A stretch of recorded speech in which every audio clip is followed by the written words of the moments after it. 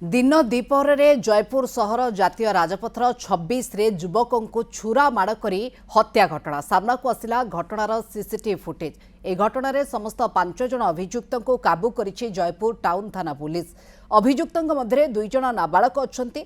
जयपुर जातीय राजपथ उपरे युवकों को हत्या घटना को नहीं चर्चा जोर धरता बेले ए घटना निज संपृक्ति नहीं उठुवा चर्चा उपरे प्रतिक्रिया रखिछंती कोरापुट विधायक रघुराम माछ।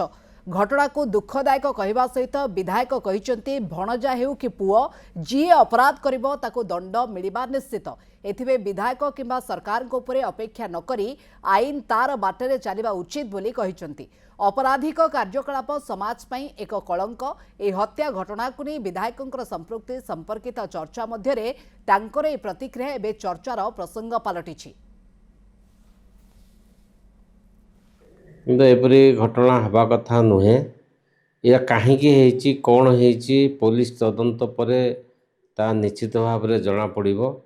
किंतु जड़े केबिड़ी लोक मो प्रति एवं मो दल प्रति मो सरकार प्रति जो भाया व्यवहार कले ता करवा उचित नुहे।